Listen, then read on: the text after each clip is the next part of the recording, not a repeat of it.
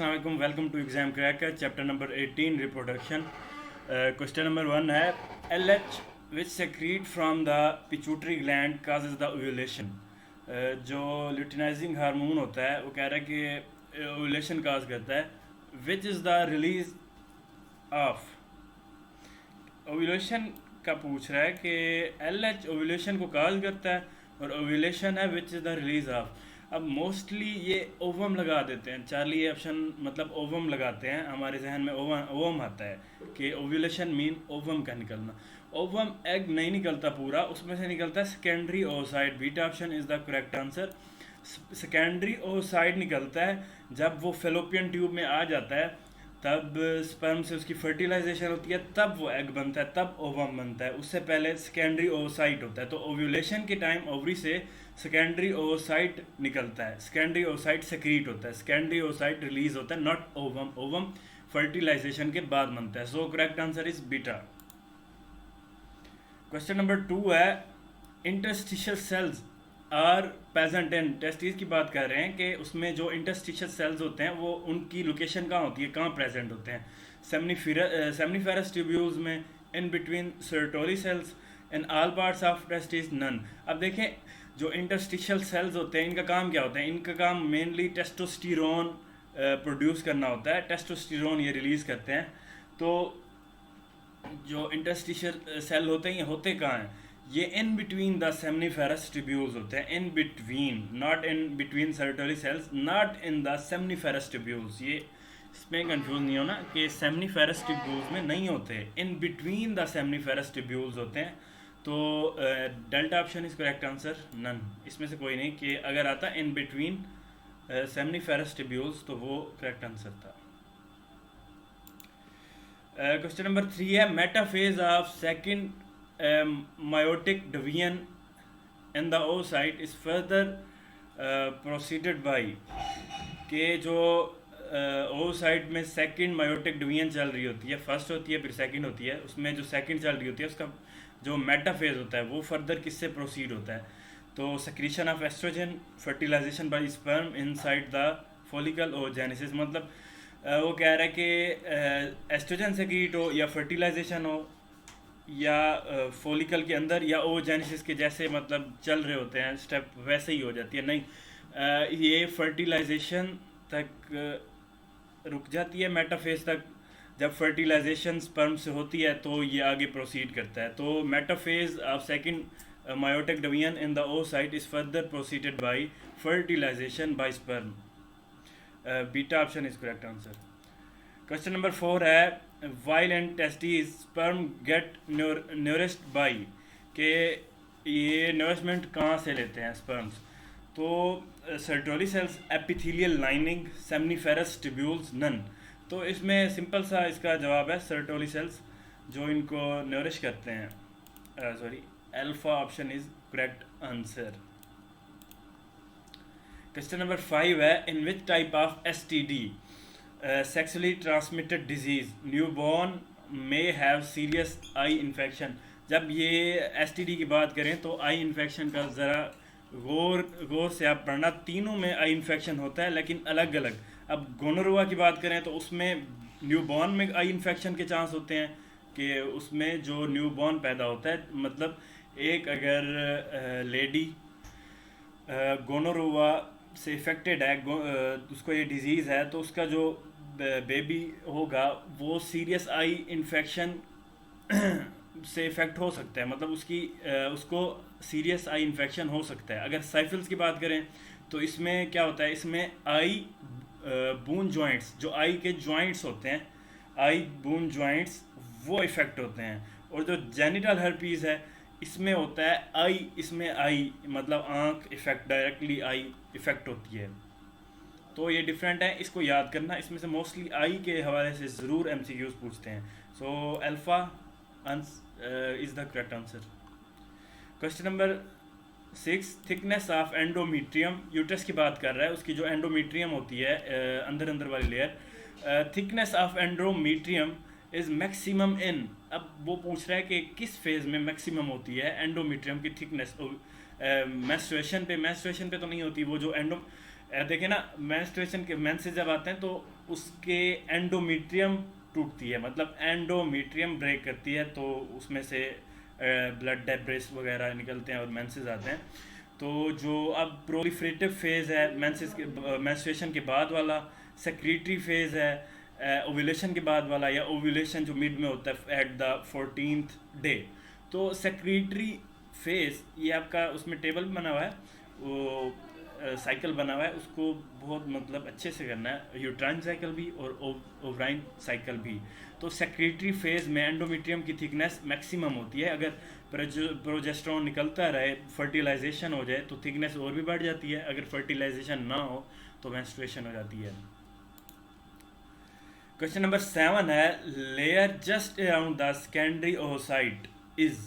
Secondary oocyte की बात कर रहा है कि उसके जस्ट अराउंड जो लेयर होती है उसे क्या कहते हैं।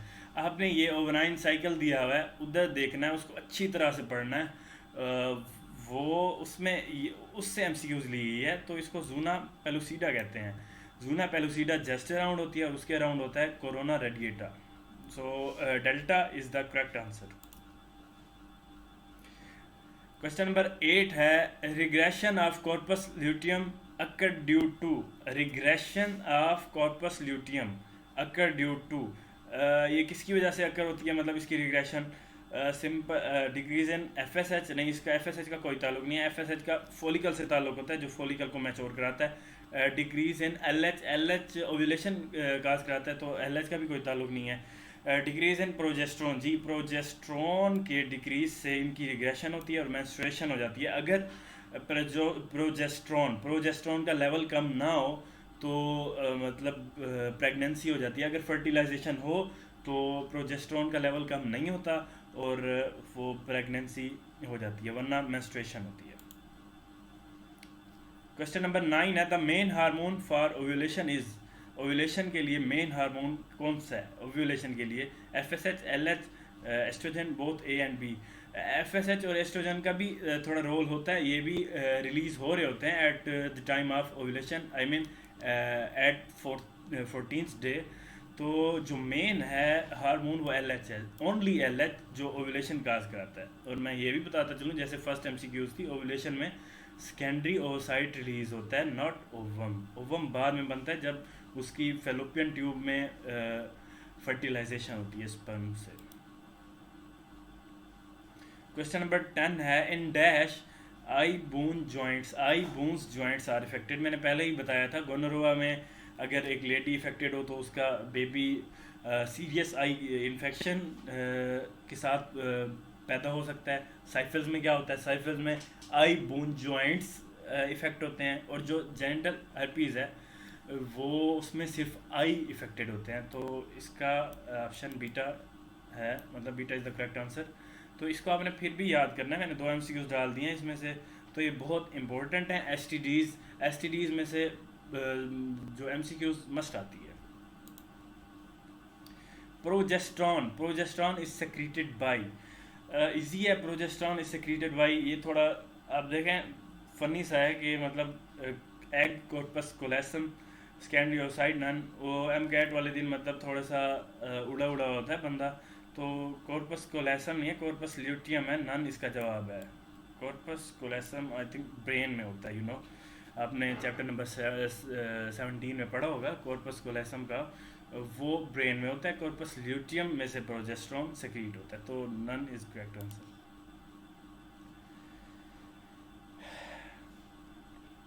Chapter number 12, fertilisation take place at. Easy है, uterus, vagina, ovary, fallopian tube. Fallopian tube में फर्टिलाइजेशन होती है, तो जो एग होता है वो इसमें यूट्रस की एंडोमेट्रियम में इंसर्ट होता है और प्रेगनेंसी प्रोसीड करती है। चैप्टर नंबर क्वेश्चन नंबर 13 है,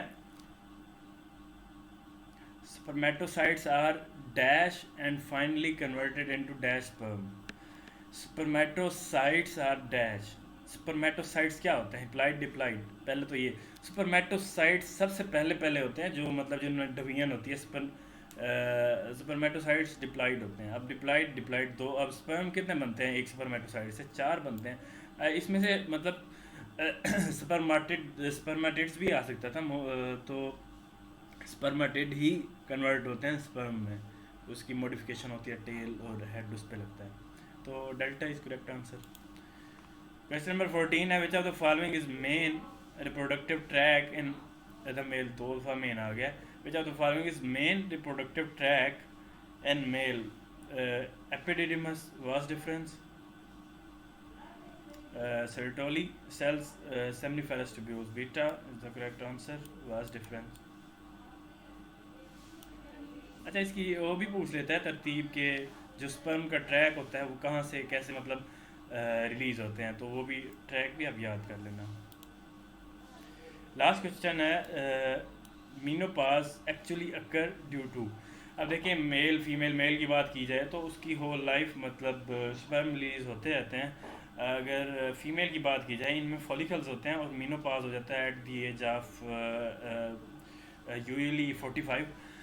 तो मीनोपाज क्यों होता है? मीनोपाज होता है फॉलिकल्स, फीमेल में जो फॉलिकल्स होते हैं उनकी जो नंबर होता है वो मतलब ख़त्म हो जाते हैं, फॉलिकल्स ख़त्म हो जाते हैं, तो उनका हार्मोन्स वगैरह वो रिलीज़ होना वो भी एंड हो जाता है।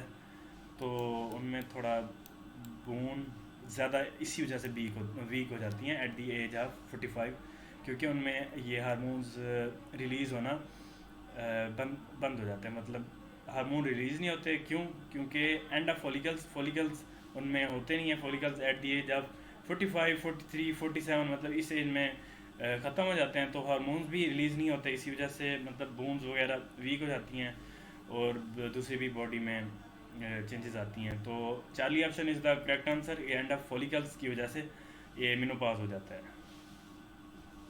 Thank you.